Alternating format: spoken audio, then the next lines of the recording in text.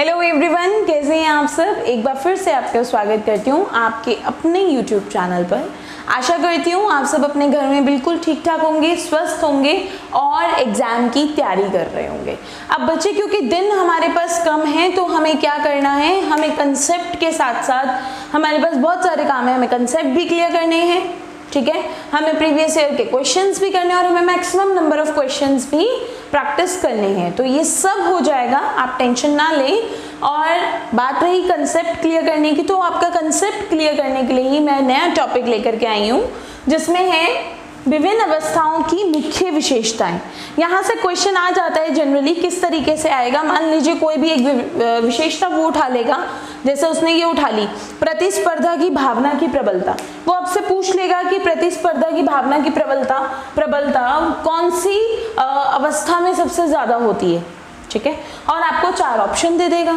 इस तरीके से पूछ सकता है, या फिर वो क्या कर सकता है, कोई एप्लीकेशन बेस्ड क्वेश्चन पूछ सकता है, क्योंकि आप भावी शिक्षक हैं। वो आपके सामने कोई सिचुएशन रख सकता है कि मान लीजिए 2 बच्चे हैं और उनके व्यवहार से रिलेटेड कोई भी इनमें से पॉइंट रख देगा और आपसे पूछ लेगा कि बताइए कि आपको क्या लगता है कि उसमें अगर ये खूबियां दिखाई दे रही हैं तो वो कौन सी अवस्था में है, ठीक है। तो यानी इसके लिए एक बार हम निगाह मार लेते हैं जो हमारी 3 मुख्य अवस्थाएं हैं उनकी विशेषताओं पे। तो देखिए, सबसे पहले शैशव अवस्था यानी कि होती है 0 से 2 साल तक, बाल्यावस्था 2 से 13-14 तक लगभग, और किशोरावस्था 13-14 से लगभग 21 तक, ठीक है। अब यहाँ पे क्योंकि 0 से 2 है, यानी कि जिस दिन बच्चा पैदा हुआ, कंसीव की बात नहीं कर रही मैं, पैदा हुआ, पैदा होने से 2 साल तक वो शैशव अवस्था में है। तो क्या होता है, आप खुद देखो 2 साल के बच्चों में क्या है, वो शारीरिक रूप से भी विकास होगा उसके बहुत जल्दी से हाथ पैर वगैरह बढ़ते हैं, वो चलना सीखता है, ठीक है, उसका सर बढ़ता है, हाथ बढ़ते हैं, पैर बढ़ते हैं, शरीर की लंबाई बढ़ती है, वजन बढ़ता है। तो शारीरिक विकास बहुत तेज गति से होता है। जैसा मैंने आपको बताया था, शैशव अवस्था और किशोरावस्था दोनों में बहुत तेज गति से होता है। और मानसिक विकास होता है उसका, वो नई नई चीजें सीखता है। यानी कि विकास तो सारे ही होते हैं। शारीरिक विकास हो गया भाई, ऊंचाई, वजन और उसका लंबाई, ठीक है, और उसके हाथ पैरों का बढ़ना, उसकी आकृति में परिवर्तन, आकार में परिवर्तन, ये सब तो होता ही है। अब उसके अलावा मानसिक विकास, जब वो बच्चा पैदा हुआ था उसे हाँ सही गलत किसी चीज की कोई समझ नहीं थी। अब उसे पता है ये मेरी मम्मी है, ये मेरे पापा है, ये मेरा खिलौना है, मैं इस घर में रहता हूँ, ठीक है, यानी उसका मानसिक विकास हो रहा है, ठीक है, उसके दिमाग में चीजें आ रही हैं। अब सामाजिक विकास कहाँ से शुरू होता है, घर से, परिवार से। पहले वो बच्चा जो हुआ है वो सिर्फ माँ तक सीमित था, पहले तो वो किसी को जानता नहीं था, सिर्फ माँ तक सीमित था। 3 महीने का हुआ तो उसने अपनी माँ को पहचानना शुरू किया, ठीक है, माँ की आवाज, माँ का टच पहचान लेता है बच्चा। उसके बाद वो 6 महीने का हुआ, साल का हुआ, अपने परिवार को पहचानना शुरू करता है कि ये मेरी मम्मी है, ये मेरे पापा है, ये मेरी दादी है, दादा है, भाई बहन है। उसका सामाजिक विकास हो रहा है, ठीक है। उसके बाद उसका संवेगात्मक विकास, उसे सिर्फ रोना आता था यहाँ पे, ठीक है, लेकिन अब वो हर तरीके का अपना संवेग व्यक्त कर सकता है। वो रोने के साथ साथ हंसता है, ठीक है, वो और भी एक्टिंग करता है, जैसे वो आपको चिढ़ाता भी है, और अब रोने में जैसे सिर्फ उसको पूरा हाथ पैर हिला के पूरा सिर्फ रोता था, अब वो आपके साथ खेलता भी है, आपको चिढ़ाता है, रोने के साथ साथ हंसता है, गुस्सा आता है उसे, उसमें तरह तरह के संवेग आ गए हैं अब, ठीक है। उसको पता है कि कब मेरे को खिलखिला के हंसना है, कब मेरे को कैसे हंसना है। और दूसरी चीज क्या है कि गुस्सा आना, और भी जितने इमोशंस होते हैं, जितने भी संवेग होते हैं, रोना, हंसना, गुस्सा आना, शौक होना, हो मम्मी पापा चले जाते हैं तो वो कैसे करता है, हो गए, ठीक है, कहीं बाहर चले गए, उसे घर छोड़ गए, डर लगना यहाँ पे भी शुरू हो गया। यानी और भी बहुत सारे इमोशंस जो संवेग हैं वो विकसित हो जाते हैं, ठीक है। अब उसका क्या है, ये सब विकास तो बेटा सब में चलने वाले हैं, ये तो हमें ऐसे याद रखने हैं, इनको अलग अलग ना करके हमें कैसे याद करने हैं, ये एक भाषा का विकास में, ठीक है। यानी विकास तो सारे होने, सारी अवस्थाओं में। यहाँ पे विकास की गति तेज होने वाली है, यहाँ पे स्थिर हो जाएंगे थोड़े से, और यहाँ पे जो है फिर से तेजी पकड़ती है विकास की गति। तो विकास, सारे विकास यहाँ भी हैं, यहाँ भी हैं, यहाँ भी हैं, ठीक है। कहीं आप सोचो कि मैडम इतने सारे पॉइंट इतने कम दिनों में हम कैसे याद करेंगे, आपको जो मेन पॉइंट याद करने हैं वो बता रही हूं मैं, कि यहाँ पे ये वाला व्यवहार का आधारभूत प्रवृत्तियां, व्यवहार का आधारभूत प्रवृत्तियां, आधारभूत क्या होता है, ये देखने में बहुत खतरनाक लग रहा है लेकिन इसका अर्थ उतना खतरनाक नहीं है। आधारभूत प्रवृत्तियां यानी कि जो उसकी आधारभूत बेसिक प्रवृत्ति यानी उसका एटीट्यूड है वो कौन सा है, यहाँ पे उसे सिर्फ क्या आता है, मैंने आपको बताया था 14 दिन तक वो चूसना, रोना, निगलना ये सब सीखता है, तो ये उसकी बेसिक चीजें। 2 साल तक बेसिक चीजें और क्या सीख जाता है, वो चलना सीख जाता है, हाथ पैर हिलाना सीखता है, बोल के बताना सीखता है, चाहे वो शब्द बोले या वाक्य बोले, ठीक है, चाहे वो अलग तरीके से बोले, जैसे बच्चे पानी को मम बोल देते हैं,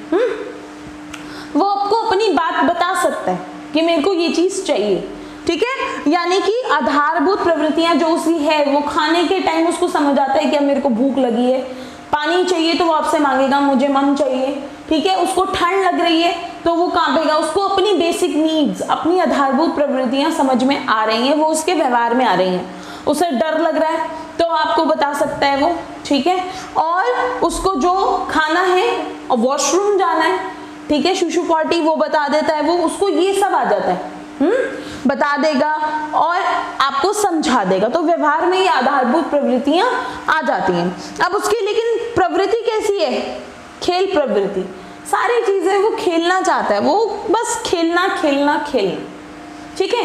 इसलिए कहा जाता है कि अगर इस स्टेज में, वैसे तो इस स्टेज में भी आपको बच्चे को कुछ सिखाना है तो खेल सबसे बढ़िया रहता है, लेकिन यहाँ पे उसकी सिर्फ खेल प्रवृत्ति है, खेल से उसे कुछ सीखना नहीं है। और खेल में भी कैसी प्रवृत्ति है, जिज्ञासु, मैंने बताया था वो तोड़ तोड़ के चीजें देखेगा, ठीक है। अगर यहाँ पे कोई चीज चल रही है, आप उसे नया खिलौना ला के देखते हो, मान लो उसमें झूमर घूमता है, तो आप देखोगे जैसे ही आप दाएं बाएं हुए, उसने उसका झूमर उल्टा पुल्टा करके देखना है कि ये क्यों घूम रहा है, थोड़ी देर तो उससे देखेगा कि अच्छा ये घूम रहा है, ये चल रहा है, ठीक है, उसके बाद उसका ऑपरेशन करना चालू, क्यों, क्योंकि बच्चा क्या है, जिज्ञासु। कई बार पेरेंट्स कहते हैं ना ये जो चीज लाओ तोड़ देता है, वो तोड़ता है इसलिए क्योंकि वो जिज्ञासु है, ठीक है।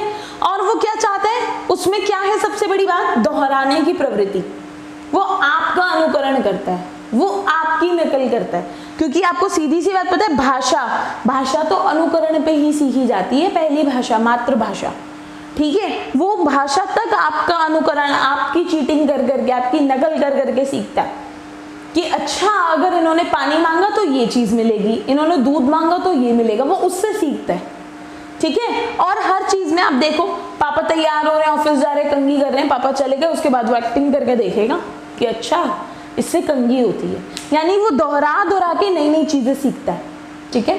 अब आते हैं बाल्यावस्था में, जहां हमारा बच्चा थोड़ा सा बड़ा हो गया है, ठीक है, 2 से 13 या 14 साल तक ही चलती है।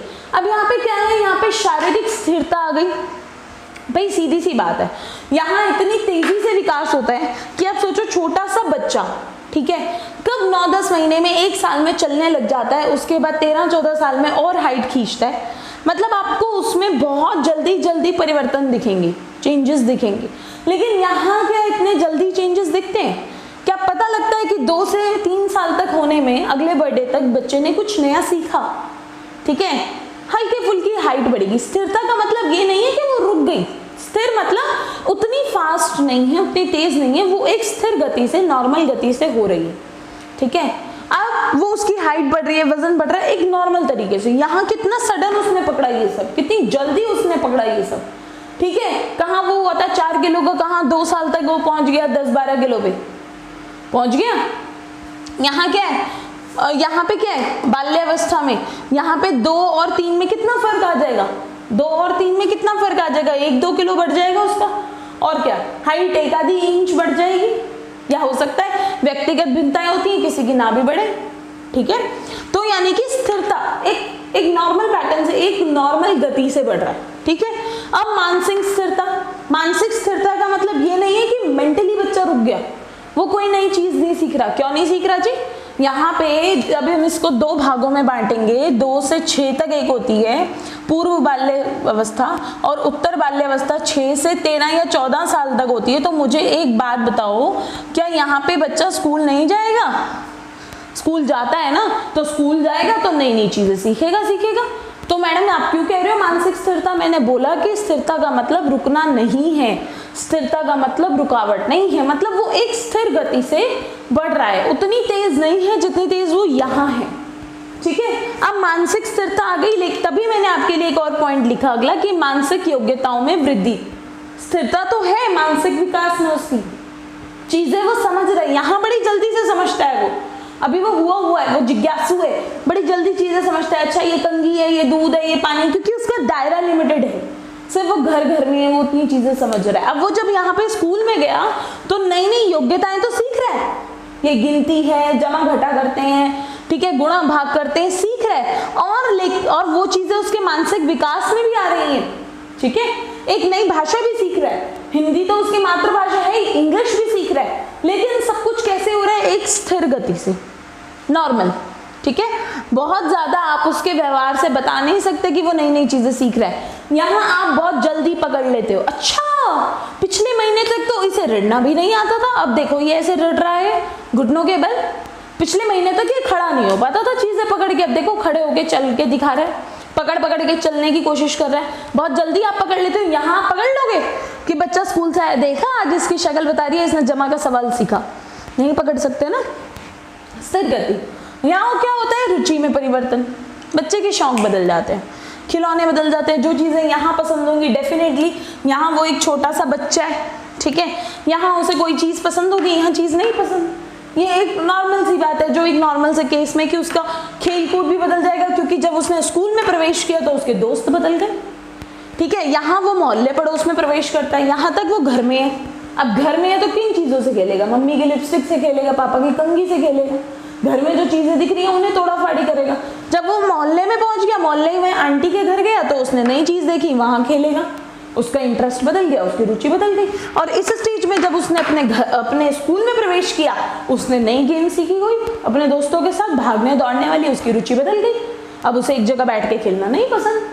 ठीक है, अच्छा अब इसमें है प्रतिस्पर्धा की भावना की प्रबलता। ये मैं कहती हूँ ये इंपॉर्टेंट भी है as a teacher, as a parent. क्यों? क्योंकि पेरेंट भी, क्योंकि इस स्टेज में बच्चे को पढ़ाना उनके लिए बड़ा इजी है, बच्चे को सही राह पे चलाना बड़ा आसान है।